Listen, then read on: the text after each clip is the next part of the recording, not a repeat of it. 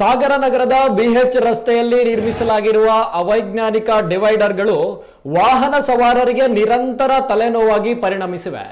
ನಿನ್ನೆ ಸಂಜೆ ಬಿಎಚ್ ರಸ್ತೆಯ ಯುಟಿಕೋ ಪೆಟ್ರೋಲ್ ಬಂಕ್ ಬಳಿ ಕೆಎಸ್ಆರ್ಟಿಸಿ ಬಸ್ಸೊಂದು ಡಿವೈಡರ್ ಹತ್ತಿ ನಿಂತು ಗಂಟೆಗಟ್ಟಲೆ ಟ್ರಾಫಿಕ್ ಜಾಮ್ ಆಗಿರುವುದನ್ನ ಈ ಸಮಸ್ಯೆಯ ಗಂಭೀರತೆಯನ್ನ ಮತ್ತೊಮ್ಮೆ ಎತ್ತಿ ತೋರಿಸ್ತಾ ಇದೆ. ಅದೃಷ್ಟವಶಾತ್ ಯಾವುದೇ ದೊಡ್ಡ ಅನಾಹುತ ಸಂಭವಿಸಲಿಲ್ಲವಾದರೂ ಇದು ಹೆದ್ದಾರಿ ಪ್ರಾಧಿಕಾರ ಮತ್ತು ಗುತ್ತಿಗೆದಾರರ ನಿರ್ಲಕ್ಷ್ಯಕ್ಕೆ ಹಿಡಿದ ಕೈಗನ್ನಡಿಯಾಗಿದೆ ಎಂದು ಸಾರ್ವಜನಿಕರು ದೂರಿದ್ದಾರೆ. ಇನ್ನು ಜನರ ಜೀವದ ಜೊತೆ ಆಟವಾಡುತ್ತಿರುವ ಈ ಅವೈಜ್ಞಾನಿಕ ನಿರ್ಮಾಣಗಳ ಬಗ್ಗೆ ಸಾರ್ವಜನಿಕ ವಲಯದಲ್ಲಿ ತೀವ್ರ ಆಕ್ರೋಶ ವ್ಯಕ್ತವಾಗಿದೆ.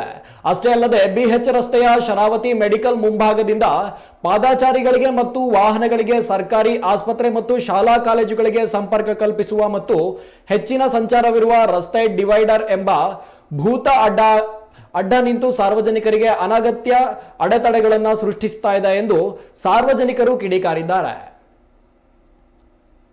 ಸದ್ಯ ಈ ಬಗ್ಗೆ ಸಂಬಂಧಪಟ್ಟ ಅಧಿಕಾರಿಗಳು ಅದ್ಯಾವಾಗ ಸಮಸ್ಯೆ ಬಗೆಹರಿಸ್ತಾರೋ ಎಂದು ಕಾದು ನೋಡಬೇಕಾಗಿದೆ.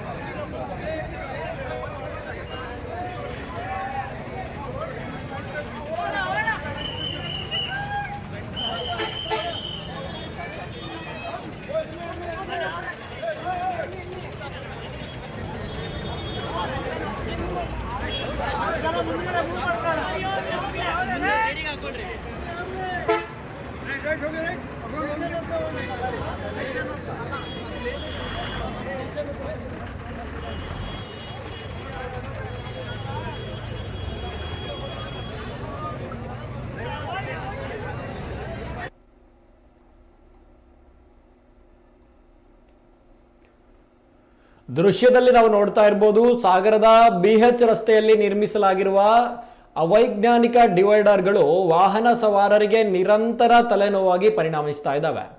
ಇದು ನಾವು ನೋಡ್ತಾ ಇರೋ ದೃಶ್ಯ ನಿನ್ನೆ ಸಂಜೆ ಬಿಎಚ್ ರಸ್ತೆಯ ಯುಟಿಕೋ ಪೆಟ್ರೋಲ್ ಬಂಕ್ ಬಳಿ ನಡೆದ ಅಪಘಾತ. ಬಸ್ಸು ಡಿವೈಡರ್ ಹತ್ತಿ ನಿಂತಿದೆ.